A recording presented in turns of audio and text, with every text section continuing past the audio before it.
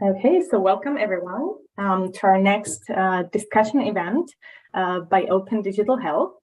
My name is Lenka Knapova. I will be facilitating this event, and it is my great pleasure to introduce Associate Professor Adrian Vickerstaff, who is a professor at the Melbourne School of Population and Global Health at the University of Melbourne. He is a computer scientist and academic specialist with a strong track record in providing translational expertise between medical researchers and software developers. So that's amazing for us. We are excited to have you here. Adrian obtained a PhD in computer science, and he has worked in the Center of Epidemiology and Biostatistics at the Melbourne School of Population and Global Health since. Since 2015, he has served as the center's head of research computing, and he has vast experience in areas including health informatics, big data processing, and the creation of online tools to support registry data management, disease risk modeling, interventions, and screening. Thank you very much for joining us today, Adrian, and the floor is yours. Oh, great. Thanks, Lenka, for that introduction.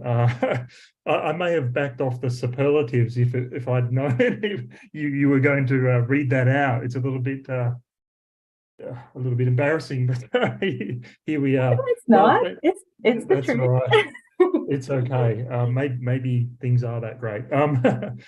Well, thank you for this opportunity to speak here today. It's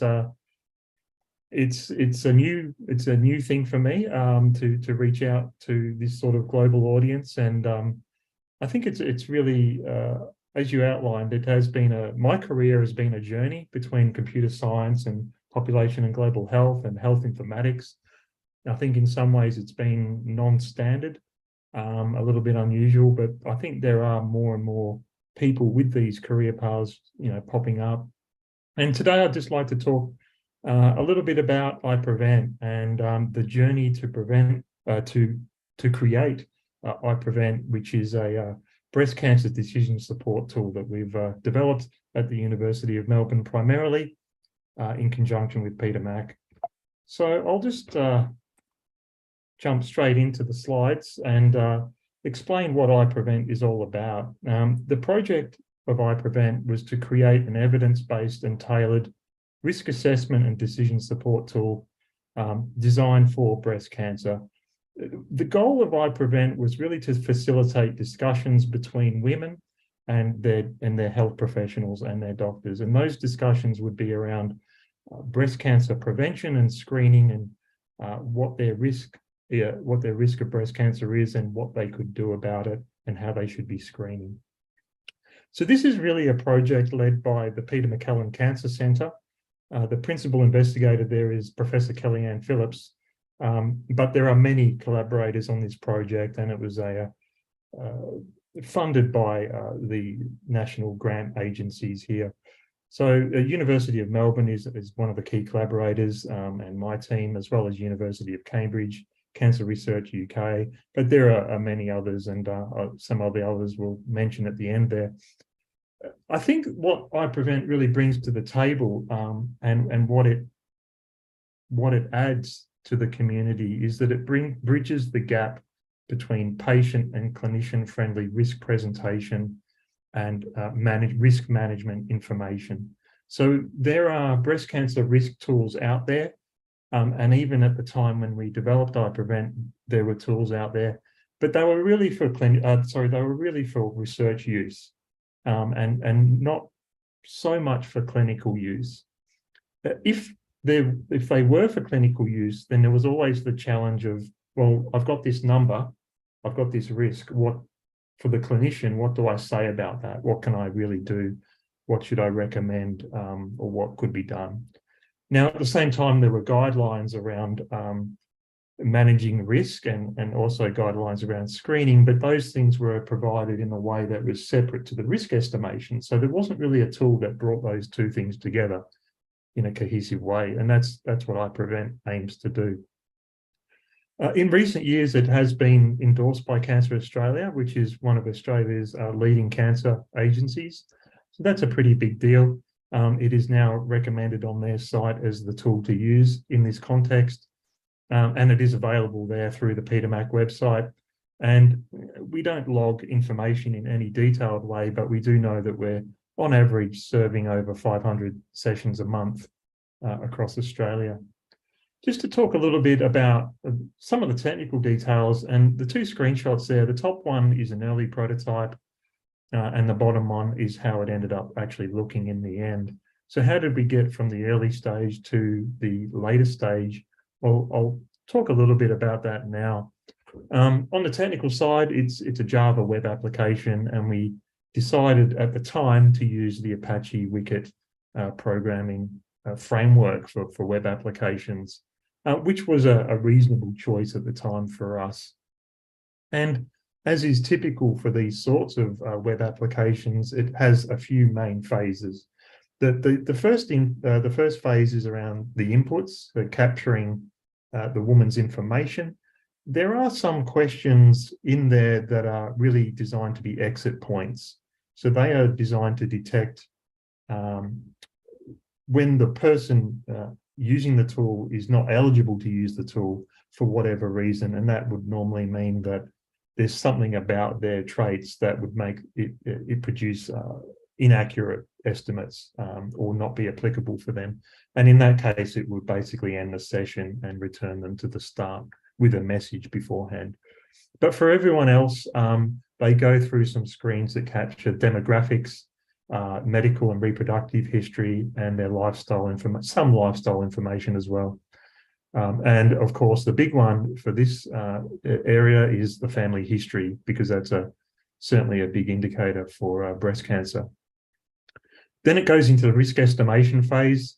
And I think one of the novel things about iPrevent at the time, and maybe I think remains true, is that it selects between one of two risk models. So it either uses the Boadicea breast cancer risk model or the IBIS risk model, which is also called the Tyrer-Cuzick model sometimes. And then once you've got the risks and we know those figures, we have the output phase. And the output phase is really where the woman and the clinician, and sometimes together, gets to see their 10-year and lifetime risk of breast cancer, what their risk management options are, and that's in a tailored sort of way to their risk, and also the option of a downloadable report that they can keep. And clinicians could also attach that to their records management system. So a little bit more on that risk model switching part.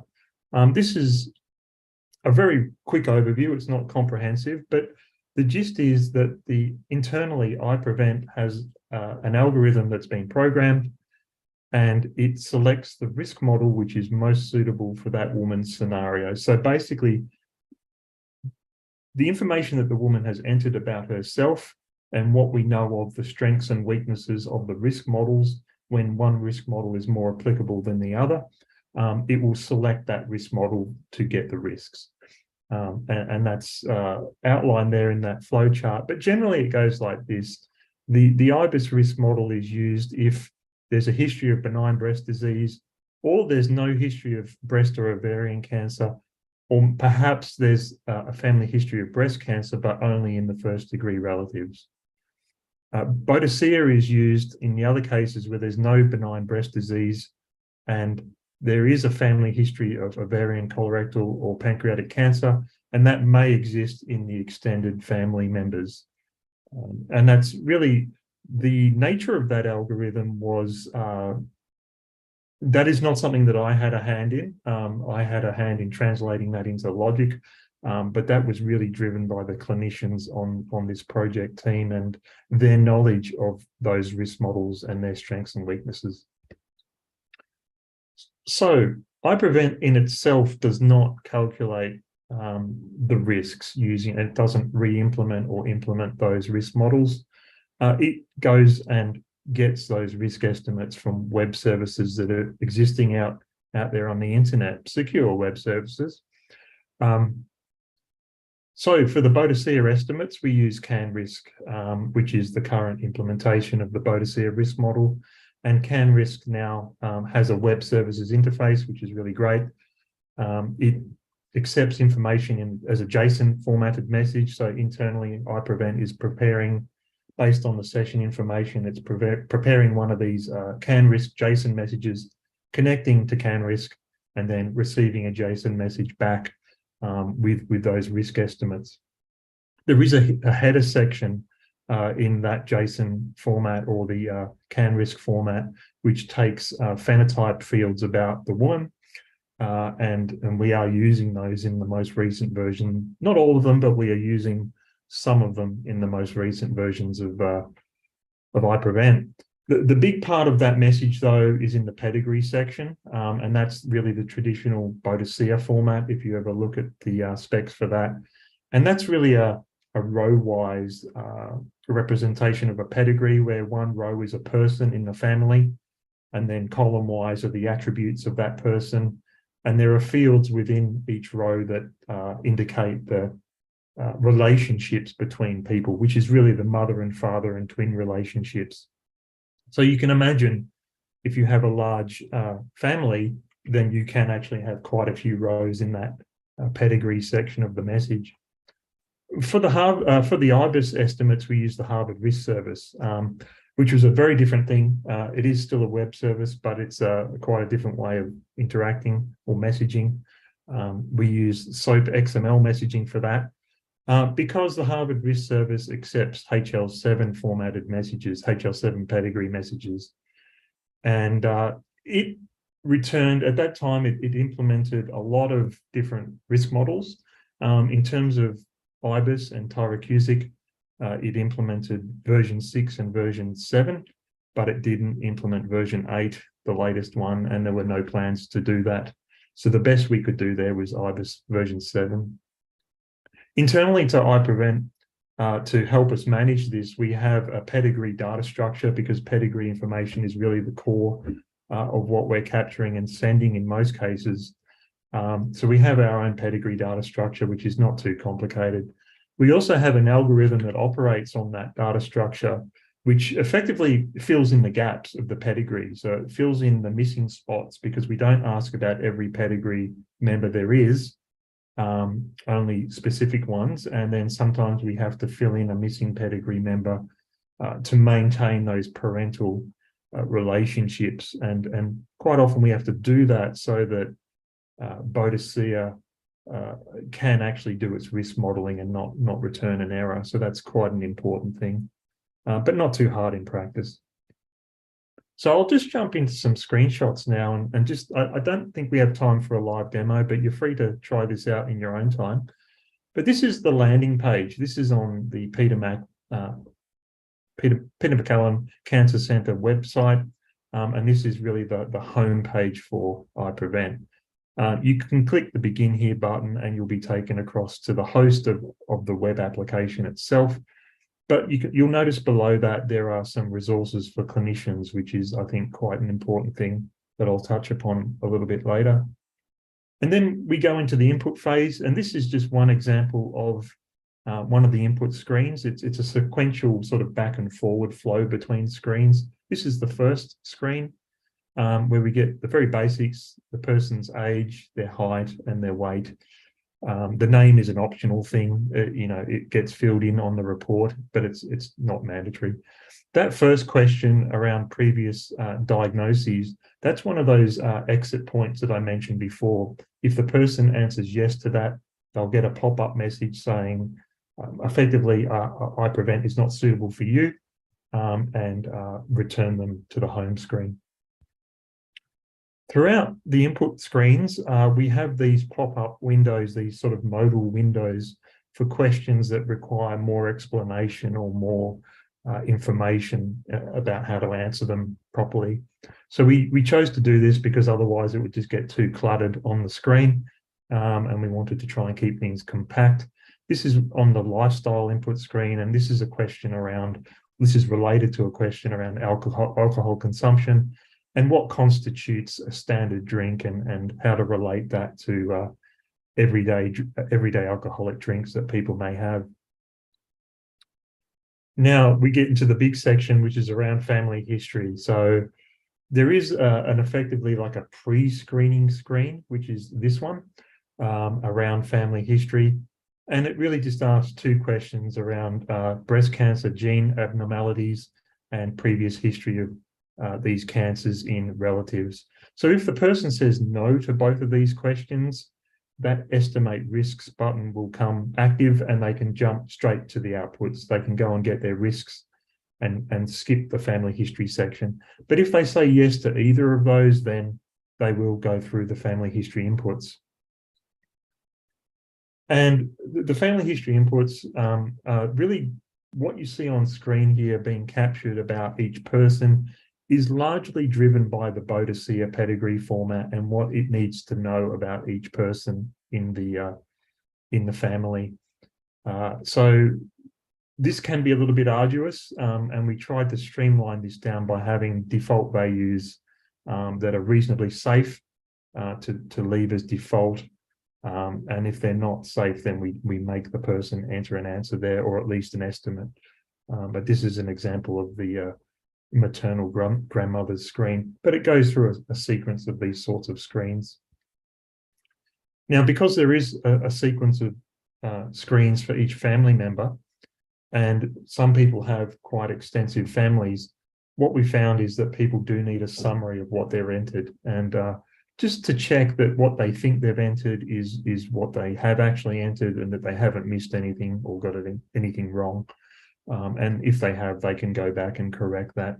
So this is something that we found to be a really valuable sort of screen for people to check before they jump to the estimate risks part. And now we go, let's just say the estimate risks button was pressed. There'd be a little bit of wait time while the risk modeling was happening. And then not too long, you would get your results screen. So this is a results screen. This is the first results screen for a woman who happens to be at average risk. So you can see there's not too much on that screen, but the two really important bits there are there's that link for seeing the risk details, and then the last line there about seeing what can be done to how screening should be done and what can be done to reduce breast cancer risk. And those things, this screen and everything afterwards is tailored to those risk estimates and the woman's inputs. So we can see here, this is again an average risk woman, and this is showing their 10-year risk. So you can see it's quite a low risk. And we have this side-by-side pictogram representation, as well as a percentage at the top, and some sort of layperson explanation in English about what that really means for them compared to the population of, let's say, of 1,000 women. And that's really, this is the side-by-side gives a view of the person versus the population, and you can see directly how you compare. We also have the lifetime risk, and geez, I'm trying to remember whether lifetime risk was age 80 or 85. I think we changed it to 80, or we were able to set it to 85, but it's around that age. And again, it presents the woman's risk versus the population risk across their lifetime. And we use the 1,000-person pictogram for that, or the 1,000-icon pictogram. For lifetime risk, we also present that as a line chart, which you can see here. Actually, it looks to go up to age 80, sorry. Yeah, that's right. So lifetime is age 80. And each of those components is in a collapsible, web online. It's in a collapsible panel. So you really don't have to see everything at once and have a giant scrolling screen. You can just see the bits that you're interested in seeing. Okay, and here's the options. So this is the second part. We've seen the risk part. Well, what can you do about your risk? So this is an average risk woman again. So you can see in terms of the tailored content, there's not a whole lot that has been enabled in this scenario. We've got the lifestyle measures, which will talk about things like BMI, exercise, and alcohol consumption. And they will be tailored to the inputs that were entered, if they were entered. And then we've got just a line there for screening recommendations, which tie into the official government screening recommendations. for breast cancer in that category. And there's a general blurb down the bottom about breast awareness. And you can see here, this is the screening information for an average risk woman of that age. And it's saying that the guidelines say that screening is not recommended for that woman yet. But if we think about another scenario, this is where, let's say, a completely different woman with a different family history and different attributes comes out and they've got substantially increased risk of breast cancer compared to the population. Well, you can see here that there's quite a lot more information on that first screen. So first of all, it says that you are at higher risk, and then it says, some of the things on the subsequent screens may make you feel uncomfortable. So there's really an anxiety warning up front there. But there is still the option to see the risk details, and there are still the options to learn how to manage that risk. There is that extra blurb at the end you can see that's been turned on about visiting a family cancer clinic, and that's because this woman is at increased risk. Now, again, if we think about the increased risk scenario, these are the risk management options and the screening options that are tailored to the woman. And you can see on this screen, there's quite a lot more that's been enabled here to go through. So we do have different surgical options, medication options, and lifestyle options. And the screening information would be quite different for this woman as well. So if I can just show you, this is the next screen is around breast removal surgery. If you were to click that breast removal link, you would get this screen. And what this is really saying is if the woman chose to have a mastectomy, this is what impact on her risk it would have, and it presents that in a graphical way as well as a percentage as well. So we get this sort of representation for all of the different options that the woman can have, and that includes risk-reducing medication as well. Okay, so that's iPrevent in a nutshell. There's certainly a lot more screens, but if you want to play around with it, please go ahead and do that. This is around the journey. This is the journey of iPrevent from my point of view, how it went, and I'll try and be candid here about what went well and what didn't go so well. I think what went well is I lead an informatics team based in the Centre of Epi and Biostats, and the informatics team has the capability for research data management, and that's more of its longer-term capability. But in the last 10 years or so, we've had the ability to develop software and systems in-house. And our informatics team is really embedded in that research environment using this sort of agile approach. So I think that worked really well, because we were right there in the research environment. We were working so closely with the iPrevent clinical team and the research team, and really just the whole project group. And we were able to really bend and flex and adapt to the changing requirements and emerging requirements. And I think in terms of cost of development, it came out, I would say, a lot better than the alternative of perhaps going to an IT consultancy for this work. We had a project manager, Prue Wiedemann, who was really excellent. Prue, I think in a previous life was a nurse, actually. And then she moved into the clinical space and then academic research in the clinical applications as well. And Prue was so great at really straddling the two worlds of the clinical research team and what they thought iPrevent should be, and working with us to translate that into prototypes and mock-ups and so on, and work in progress builds. We did have a qualitative research aspect to this, where we used focus groups to get, well, really from two key groups. One was on the clinical side and getting feedback from the clinicians and the oncologists about what they thought of our prototypes, but also from, of course, the women who are the patients as well. And that was, you could certainly see the feedback coming from two different directions. And I think it's so important to do that rather than just go off and build what you think it should be and then deliver it and say, here you go, you know. So I think that went a long way towards acceptance. We outsourced some components, so although we did develop it in-house, there were some bits that I think were not appropriate for us. You know, I'm not a graphic designer. We don't have anyone on staff who is a graphic designer. And so that part was outsourced, and I think that worked quite well. We also implemented during the development a mechanism to save scenarios and load them back in later. We could save them to files on disk effectively, and then load them back in. And so when the tool came to its validation stage and the testing and debugging, it can take quite a while to enter scenarios, especially when you're entering that many scenarios. So having that load and save functionality really did save a lot of time in the long run. Even though you can't see it in the tool at the moment, it is there, it's just turned off.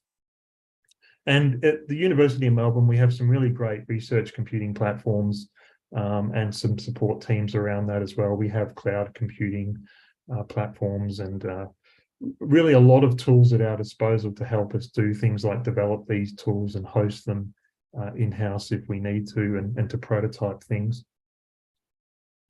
So that's what went well. What was challenging, to use a diplomatic term? Defining the target audience, I felt was a challenge. Defining who iPrevent was really for. Was it for breast cancer oncologists in a hospital setting? Was it for women at home? Was it for GPs in primary care? That was a question that was really, the answer was emerging as we were going, but we had to be developing as we were doing that. And in the end, I felt like it was a little bit of everything. So we tried to cover most of the bases with some compromise and tone down the jargon if women were using it at home. And if there were some jargon in there, then we would try and have a means to explain it. Part of that goes with the next point about exploration. This was a new sort of initiative. We certainly hadn't done something like this before. And, you know, I think this really began in 2015. So in the context of that time, it was quite a new, it felt like a new frontier in a way. So we were exploring what this needed to be as we were prototyping things.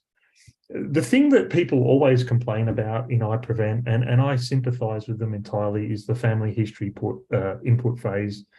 If they do have a family history of cancer or gene mutations, it will send you through a whole sequence of screens for family members, and that sequence can be quite long. And we're doing that because of the Boadicea data format. But there are ways that you could streamline that down, and I think that would be something for, you know, the next major version of iPrevent, and that's something that's in the pipeline. Preparing our messages for the Harvard Risk Service was really challenging because HL7 is such an expansive standard. If you've ever looked into that, it's enormous. And knowing how to encode our iPrevent message using the right parts of HL7 in a way that the Risk Service would interpret correctly, or at least in the way that we wanted them to be interpreted, was really tricky. And it was a lot of trial and error, and then we ended up getting a good summary. It was a PDF, effectively, a short PDF of some documentation down the track, and that really sped things up once we got that. And we were quite confident at that point that we were doing the right thing with our message. The risk communication was something that we had to really figure out, although it looks obvious. What you see on screen does not always translate well to print. People were printing their PDF reports on a black and white printer at home. And if you weren't careful about the colors, you could get really poor pictograms that weren't really discernible. And even worse, they could be potentially misleading. So we had to really carefully pick the colors there, and also be mindful of people with color confusion or color blindness as well. So there's a lot to think there. And initially we had a 10 by 10 pictogram with 100 because we thought 100%, 100 icons, that makes sense. But pretty quickly we realized with the risks quite often coming out very low, that 10 by 10 grid just did not give us the granularity that we needed. So we went with the 1,000-person version instead. So managing external dependencies has been and still is, in a way, a pain point for us, because we are depending on CanRisk, which is an externally hosted risk service, and we were also depending on the Harvard Risk Service as well. And both of those things we didn't have any control over. Earlier this year, as it turns out, the Harvard Risk Service was decommissioned, and that happened for us quite out of the blue. And we really quickly had to maneuver to effectively and temporarily, I might highlight, but we have temporarily disabled that switching algorithm so that for the moment it's just using Boadicea, and then we're working to get an IBIS license and bring the IBIS integration in-house effectively to be an internal risk model. So that was certainly some challenging times, and we did need the programming resources to handle that quite quickly. And then the big one, of course, was around operationalizing the tool, because when you get a grant to develop these things, the grant is primarily for development, and you know, it tends to stop at the development. So then what happens if it's a success and you develop a good tool, you want to actually operationalize it, and then that takes a lot of support and maintenance, and of course that takes money, and so all of those things need to be figured out. So just this is the last content slide. The lessons learned, I won't say hard lessons, but they're just lessons. Researchers do change their minds, and often. So coming from my side of the informatics team developing the software, quite often we would prototype what the researchers or the clinicians had asked for, and we would show them, and they would say, oh, no, we don't want that. So it wasn't that we had programmed the wrong thing, it's just that they didn't really know what they wanted until it was shown to them, and then it was almost a process of what we don't want leads to what we do want. We learned that technologies, of course, change very rapidly and substantially, and we used Apache Wicket to develop this web application, and at the time that was a reasonable choice, but I wouldn't choose that software framework these days, and there are certainly much more, I think, programmer-friendly frameworks out there to do that. I think, you know, related to that point, the best technical solution is not always the best user-accepted solution. So there were a few times when we came up with some really nice, fancy web-based glitz, and we thought it was great, but people just didn't like it, so it didn't make it through. We found that risk communication really matters, and how people perceive their risk, even though you might be objectively presenting the same information, how they perceive it can really depend on how you present that to them. And one example was in that line chart. Initially, we had scaled the vertical axis just to be within the region that was relevant to the risk. So if it was 0 to 20%, we would make the top of the chart 20%.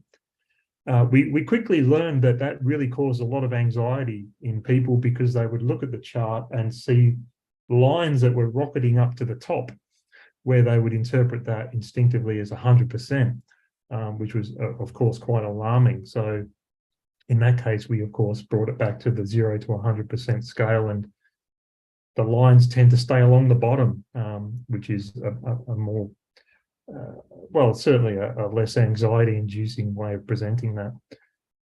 Users do like, if they're going to go through this, whether they're clinicians or women at home or GPs, if they're going to go through the process of entering their scenario, particularly if they've got a family history, that can take some time. So people do like a PDF report to keep, and we have known that sometimes women do print these out and take them along to their doctor to talk about, which is great, because that ties back to that prompting discussions with their doctors.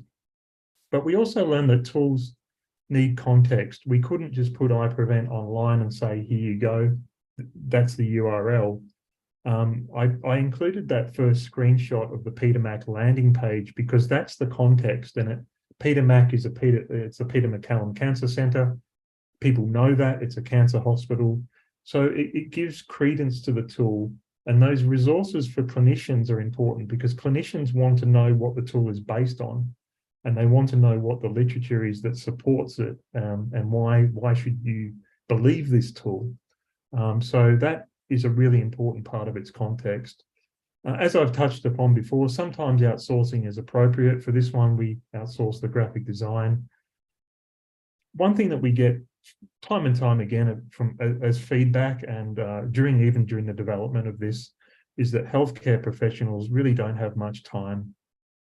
And in terms of entering all the information, they want iPrevent, and generally I think they want decision support tools to be hooked up to their EMR, and they want their patient data to be pre-filled in the tool so that maybe they only have to fill out a few missing bits and save a lot of time. So that certainly can be done, but it wasn't in the scope of this project, and it wasn't within the budget of this.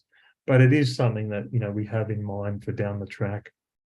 And just the very last point there, and this touches on what I said earlier about operationalizing a tool.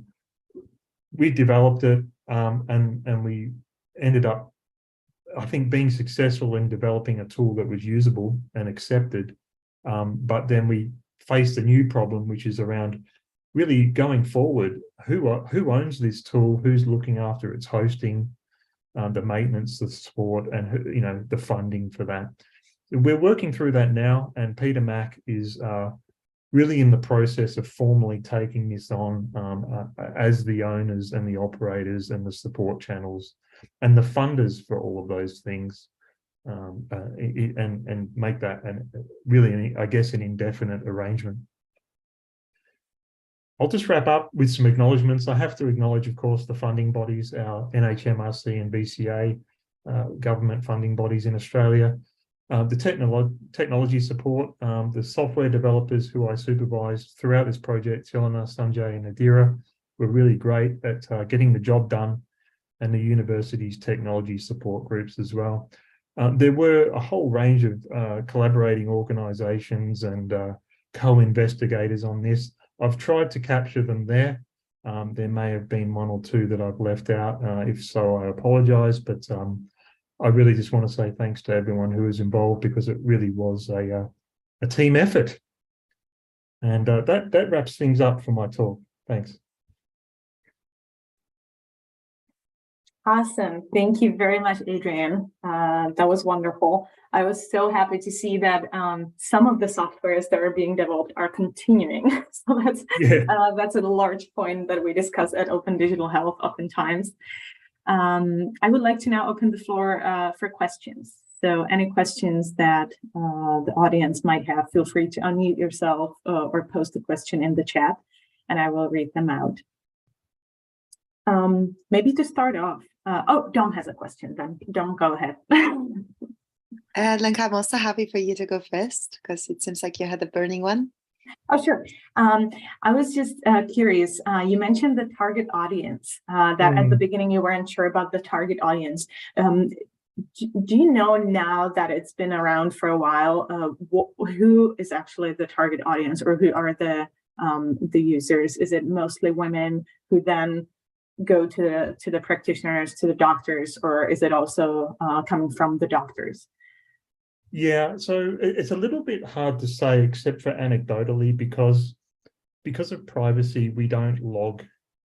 We really don't log things like referrers and that sort of information, and we don't otherwise capture any of that information. But I think anecdotally, at least, I think it is breast oncologists across Australia. And I think that's really happened because of the promotion through channels like Cancer Australia. It's always tricky with these tools, because you send them out there into the world, and then if you don't hear much, it can be a little bit, you don't quite know, a lot of people using it, or no one using it, you know. But we can see through the logs that, you know, there are several hundred sessions a month, and what we do know is that during the periods of downtime, the emails and the phone calls start coming in about where's iPrevent, you know, so what's happened with iPrevent? Now, even though that is, we don't just do that, we do, of course, signpost that on the landing page. Right. But no, that's a really cool way to actually find out if people are using it. You find out that way, and people, and then, you know, we've even, people right across Australia that has happened, and then we've had inquiries about, you know, I put this scenario in and I got this answer, but I don't agree with that answer. Quite often that's clinicians have their own ingrained beliefs, and those beliefs may not actually align with the guidelines or the literature. And they may have very strong opinions about those beliefs. So they'll get in touch and want an explanation or want to express that their opinions are different. You know, so that's fair enough. But so I would say, based on that evidence, as limited as it is, I would say it's primarily clinicians and used in a clinical setting.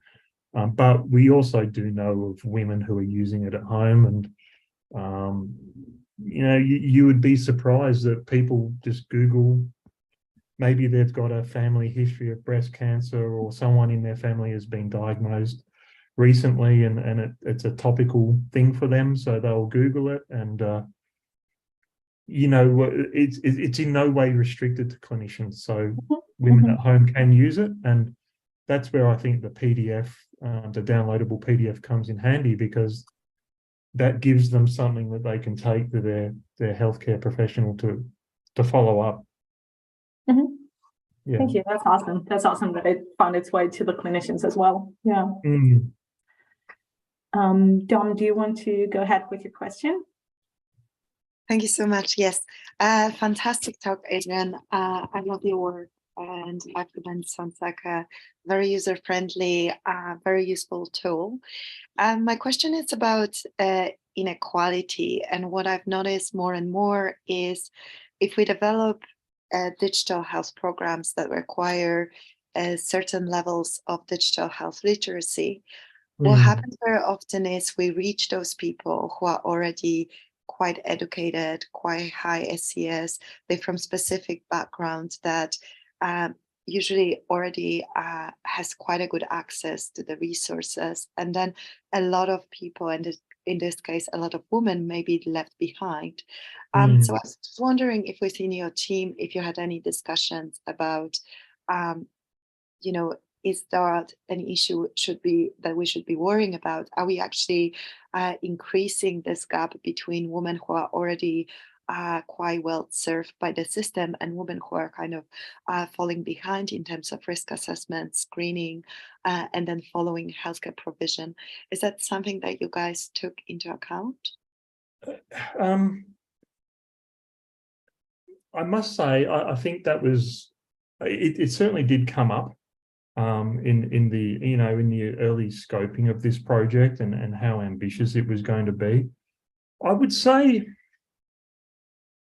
I think, to be honest, I would say that was a compromise that was made in this tool. And I think if you look at the tool, you can see that it isn't specifically reaching those potentially disadvantaged groups. And I think part of the motivation for that was that simply, there were a lot of compromises made, and even in terms of technology as well, you've got a lot of things that you could do for vision impaired people, for hearing impaired people. There's the web, what are they called? The WCAG web standards as well. And those things, really, we forewent them simply because we didn't have the funding or the time to do them. I do know that it is certainly it's an issue that has been flagged, and Kelly is aware of that, and really the whole project team is aware of that. I must admit, it's not my area of expertise into the mechanisms of addressing that gap. But I really have to say, I don't think it was a key consideration in what we did here. But I think there's plenty of scope. I think the overriding thing was that it was a short grant. It was a 2-year grant, which ended up being extended to 3 years. And that, even that was a bit tight. But I think the overriding goal was to just, you know, as they say, get a stick in the sand to get a version 1 sort of done. And that's where we've got to. And I think from there, I think that's where we have to build on this to address those sorts of issues you've talked about. But I do think that is something that applies to all of these decision support tools. Absolutely. I fully agree. And I feel like, you know, you're already embedding some qualitative work in the work that's been done here. And I think going forward, involving those disadvantaged users could be a way to expand it, explore it. So absolutely. It seems like, you know, money is always limited and there's always the maximum you can do with the pot of money you've given. So hopefully in the future. Yeah, so I think on that note, particularly now with Peter Mac, you know, moving to officially take over the ownership and operation and everything around it, that changes the funding outlook quite a bit. And now, you know, there's potentially a whole hospital behind this now that's not reliant on, the project isn't reliant on winning a grant. And I know that there are programs around, or outreach programs around equity and outreach to disadvantage. So this is something I think, given our starting point, you know, it makes sense as a next logical step, and that could influence how the next versions of iPrevent shape up as well.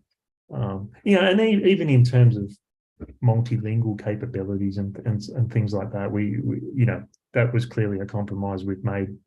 But not necessarily the case for the next month. Wonderful, thank you. I mean, I think it's a great achievement in that time span that you just mentioned, the 2 or 3 years. I mean, I think that's amazing. So that is a great starting point, and I'm so excited that something is continuing and someone's taking ownership. But no, actually, because I feel like that's what we see very often, that this next step is not happening, unfortunately. We have another question by Aminul. So Aminul, you can go ahead and ask your question. Hi, thank you. I would like to thank you for the excellent presentation, and especially the product. Actually, basically, I hardly seen in the academic, you know, line such a kind of professional tools. So I would like to thank, you know, Adrian. It's a great work. I have a couple of questions to you. Number one is that did you have any, you know, checked with the accuracy of the tool? The first question, and the second question is, you mentioned that you just composing HL7 messaging and send to the hardware risk services. So why the such things need to do in this project? If you please explain a little bit. And my last question is basically, what type of algorithm you have used in the model, the risk assessment model? Thank you. Yeah, okay. So the first one was around testing. So testing was, testing was quite rigorous. It wasn't, we facilitated the testing through our programming and that sort of load and save functionality that I mentioned before. The testing itself was done by another part of the project team with some research assistants, and also the project manager and the clinicians. And they really set out, the idea was to set out a whole range of scenarios to get the coverage of iPrevent, to get coverage of its inputs as well as its possible outputs. And also, of course, the different risk categories as well. So there's a lot of things in iPrevent that are being turned on and off in terms of outputs. So the testing was really quite arduous for them. And what they were testing was the inputs for a given input scenario. Are the risks accurate? First of all, is the right risk model being selected? Are the right risks from that model being returned? And then are they being presented on screen accurately? are the pictograms and the charts correct? But then also all of those bits of tailored information, are they being enabled and disabled and presented properly as well? That took a long time. It certainly did take a long time, and I have to say that there were times in that project where I was glad it wasn't me. It was certainly an endeavour, and it had to be done rigorously and stringently. But it has been validated, and there is a publication that you can read about the validation of iPrevent. So it certainly is a validated tool, and that is one of the other key aspects of iPrevent, is that it is validated. And yeah, there's a whole write-up on that process and how it was done and the results. That publication is it may be in the I think it might be in the information for clinicians on the landing page. I think your second question was around the HL7 messaging. Is that right? And why? Yes. Yeah. So we did the HL7 message. So we needed. It was decided early on that all of the breast cancer risk models out there, that the two that we wanted to use were Boadicea and IBIS. There are others, but and this wasn't my decision because that's not my space, but it was decided by the clinical team that and that was motivated by some good reasoning, that those were the two best for this context. Those were the two most suitable models to use. We have a few options there. One is we could try and re-implement the models ourselves from the literature. But the trouble with that is the models are quite complicated. It can be difficult to re-implement them from the literature. And then when you do re-implement them, you have to validate your implementation so that to make sure that you've actually got it right. So rather than do that, there were existing implementations of those models out there that we could use. Those implementations had been validated. Now, the Boadicea model was actually implemented by the people who created Boadicea in the first place. So that's really quite strong. IBIS and the Harvard Risk Service did re-implement the IBIS risk model, but that had been validated as well. So rather than reinventing the wheel, we thought we'll use these web services that have already done those hard yards for us. And in the case of IBIS and the Harvard Risk Service, it was the interface that they offered was the HL7 standard. And I think, our challenge there was for a while, we didn't really have good documentation about the messaging, what the risk service expected in the HL7 message as its components. But we did, as I said, we did get a good summary halfway along of which really narrowed it down to just the bits that were relevant to the Harvard Risk Service. So 99% of HL7 sort of just went away. And once we got that, it was not too bad. So that's why we used those approaches. Now, for better or worse, and what I can say on that note is around the issue of external dependencies and the things that were out of our control. Because we have had some issues there, what is currently happening at the moment is that we're working to license those risk models so that they can actually be integrated directly into iPrevent, locally integrated, and then we won't be having these external dependencies as well. So that's there is some contractual sort of legal aspects to that, but that's that is actually underway at the moment, that branch of work. And I'm sorry, I've forgotten your third point, your third question.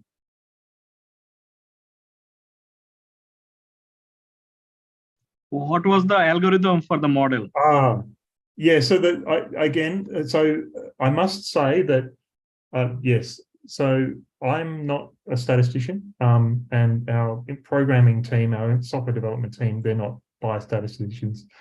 That was another reason that we used implementations of the risk models that already existed, because those implementations were written with the guidance of the biostatisticians and validated against those measures. So in terms of if you want to know the internals of the risk models, what I would recommend is looking up the publications around Boadicea and around the Tyrocusic or IBIS risk models. They are in the literature, and those publications will explain internally how they work. But I have to say that it's not my field of expertise.